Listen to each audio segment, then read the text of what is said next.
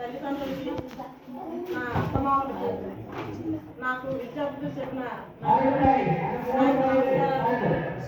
ఈ వేదికను అలంకరించిన హెచ్ఎం గారికి,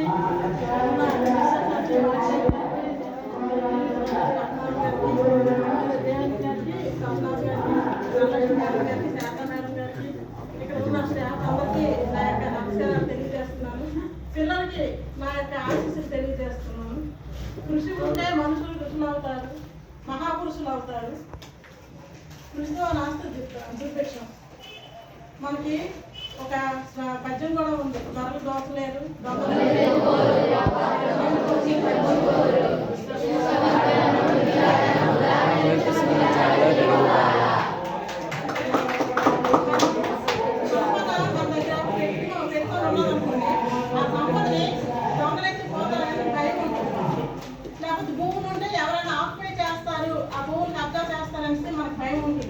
కానీ విద్యని ఎవరు కబ్జా చేయడానికి ఎవరు వశం కాదనమాట.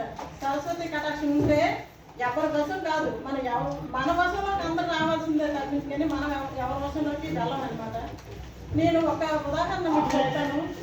రెండు బండలు ఉన్నాయన్నమాట. రాతి బండలు ఉంటే ఒక శిల్పి ఆ బండల దగ్గరికి వెళ్ళి ఒక బండను అడిగాడట. ఫస్ట్ బండను అడిగాడట, నేను నీకు దేవుడిగా చేస్తాను, నీకు ఇష్టమేనా అని అడిగాడట.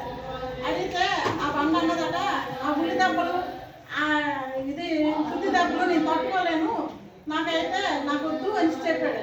అయితే రెండో బండ దగ్గరికి వెళ్ళి ఆ శిల్పి అడిగాడట, నిన్ను దేవుడిగా చేస్తాను, నీకు ఇష్టమేనా అని అడిగితే ఆ బండ అన్నది, నేను ఇక్కడ ఈ విధంగా ఉన్నాను, నువ్వు ఏం చేసుకుంటే చేసుకో, నన్ను దేవుడిగా చెయ్యని ఒప్పుకుందాను.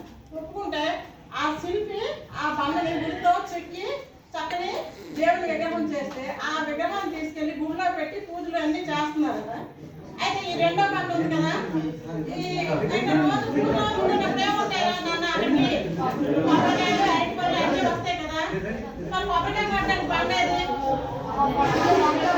రెండో బండ ఏంటంటే కొబ్బరికాయలు కొట్టడానికి వస్తుంది ఉపయోగించారన్నమాట. అంటే అప్పుడు రాజదేవులు ఉల్లి దెబ్బల కోసం భయపడిన ఫస్ట్ బండ జీవితాంతం ఆ బండ దెబ్బ తింటూనే ఉందన్నమాట.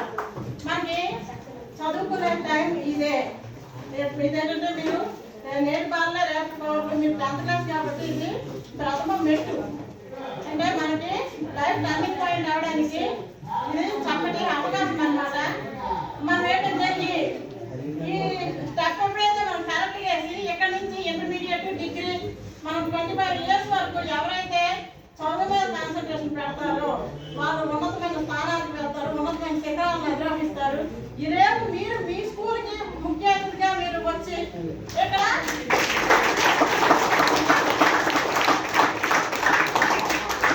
చక్కని సందేశాన్ని ఇచ్చే పరిస్థితుల్లోకి మీరు రావాలని నేను కోరుకుంటున్నాను. ఆ రెండో బండలాగా ఉంటారో మొదటి బండలాగా ఉంటారో మీరు తెలుసుకోవాలి, నిర్ణయం తీసుకోవాలి. చక్కటి నిర్ణయం తీసుకొని అందరికీ ఆదర్శవంతంగా ఉండాలి. నేను ఇంకొక రిక్వెస్ట్ చేస్తున్నానమ్మా.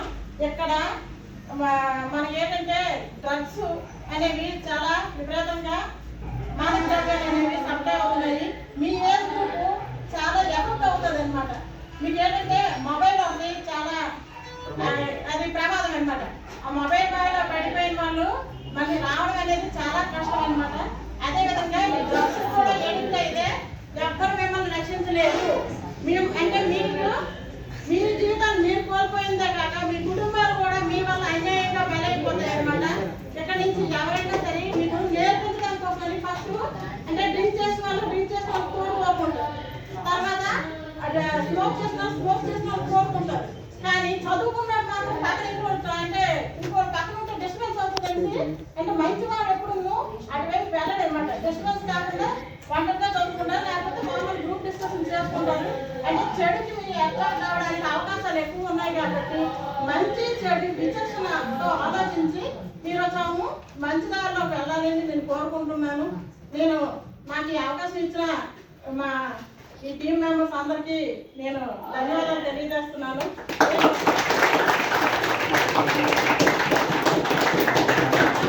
మా మామయ్య గారి పేరు పేరాల ధర్మారావు గారు.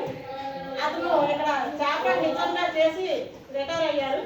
అతను రిటైర్ అయిన స్కూల్కి వచ్చి ఈ అవకాశాన్ని నేను వినియోగించుకుంటున్నందుకు నాకు చాలా ఆనందంగా ఉంది. నాకు ఈ అవకాశం ఇచ్చింది మీ అందరికీ.